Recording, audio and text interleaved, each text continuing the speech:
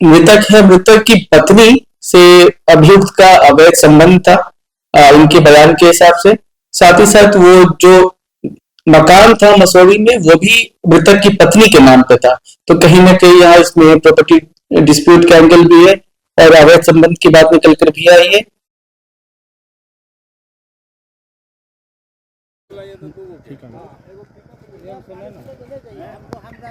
Patna police ने एक बार फिर त्वरित कार्रवाई का परिचय देते हुए महज चंद घंटों में एक ब्लाइंड मर्डर केस का खुलासा कर दिया है। इस मामले में पुलिस ने 2 अभियुक्तों को गिरफ्तार किया है, जबकि मुख्य साजिशकर्ता मृतक की पत्नी अब भी फरार है। मामला पटना के मसौढ़ी थाना क्षेत्र का है। 17 फरवरी 2026 को मसौढ़ी थाना में एक महिला ने आवेदन देकर अपने भाई विक्की कुमार के लापता होने की सूचना दी थी। बहन ने अनहोनी की आशंका जताते हुए थाने में शिकायत दर्ज कराई, जिसके बाद पुलिस ने तत्काल गुमशुदगी की जांच शुरू की। जांच के दौरान चौंकाने वाला खुलासा हुआ। पुलिस को पता चला कि विक्की कुमार की पत्नी का अपने जीजा सिद्धनाथ के साथ अवैध संबंध था।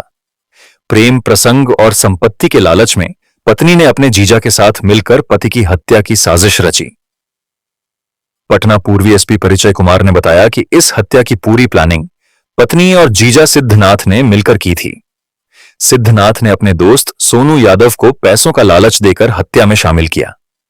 11 फरवरी 2026 को नायलॉन की रस्सी से विक्की कुमार का गला घोंटकर हत्या कर दी गई और शव को बाइक से ले जाकर महादेश्वर गांव के पास झाड़ियों में प्लास्टिक के बोरे में छिपा दिया गया। पूछताछ में गिरफ्तार अभियुक्त सिद्धनाथ और सोनू यादव ने अपना जुर्म कबूल कर लिया। उनकी निशानदेही पर मृतक का शव बरामद कर लिया गया है।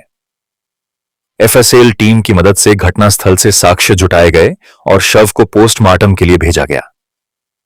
फिलहाल दोनों अभियुक्त पुलिस की गिरफ्त में हैं, जबकि मृतक की पत्नी की तलाश में लगातार छापेमारी की जा रही है। मसौढ़ी थाने में एक हत्या की घटना का सफल उद्भेदन कर अभियुक्तों को गिरफ्तार कर लिया गया है, वो भी सूचना मिलने के कुछ घंटे के अंदर ही। तो घटनाक्रम इस प्रकार है कि कल यानी 17 फरवरी को मसौढ़ी थाना में एक आवेदिका जिनका नाम निक्की देवी है और जो धनरुआ की रहने वाली है, उनका एक आवेदन प्राप्त हुआ कि उनके भाई विक्की कुमार जो मूलतः धनरुआ के रहने वाले हैं परंतु पिछले 3-4 साल से मसौढ़ी में मकान बना के रह रहे थे, उनसे संपर्क नहीं हो पा रहा है। मामले को गंभीरता से लिया गया, उसके बाद अनुसंधान प्रारंभ किया गया और हर एक एंगल से इसकी जांच की गई। तो जांच में इनके साड़ू सिद्धनाथ कुमार की भूमिका संदिग्ध निकल कर आई। उनके घर पे जो सीसीटीवी लगा हुआ था उसकी भी जांच की गई, तो सीसीटीवी में भी छेड़छाड़ पाई गई। उसके उपरांत जब उनसे कड़ाई से पूछताछ की गई तो उन्होंने स्वीकार किया कि उन्होंने स्वयं अपने एक सहयोगी सोनू यादव के साथ मिलकर अपने साड़ू विक्की कुमार की हत्या 11 फरवरी को प्लास्टिक के डोरी से गला दबाकर कर दी थी। हत्या करने के उपरांत सोनू यादव के साथ मिलकर मोटरसाइकिल से गांव के बाहर महादेवपुर रोड के किनारे झाड़ी में बॉडी को छुपा दिया था। बयान के आधार पे इनके निशानदेही पे जो कि बॉडी है उसको भी रिकवर कर लिया गया। एफएसएल की टीम भी घटनास्थल पे बुलाई गई और उसके बाद बॉडी को पोस्टमार्टम हेतु अग्रसारित कर दिया गया। उसके बाद जो इनके सहयोगी थे सोनू यादव, उनकी भी गिरफ्तारी सुनिश्चित कर ली गई। उन्होंने भी घटना में अपना हाथ होने की बात स्वीकार ली। घटना के कारण के बारे में इन्होंने ये बताया कि जो मृतक है, मृतक की पत्नी से अभियुक्त का अवैध संबंध था इनके बयान के हिसाब से। साथ ही साथ वो जो मकान था मसौढ़ी में वो भी मृतक की पत्नी के नाम पे था। तो कहीं न कहीं यहाँ इसमें प्रॉपर्टी डिस्प्यूट का एंगल भी है और अवैध संबंध की बात निकल कर भी आई है।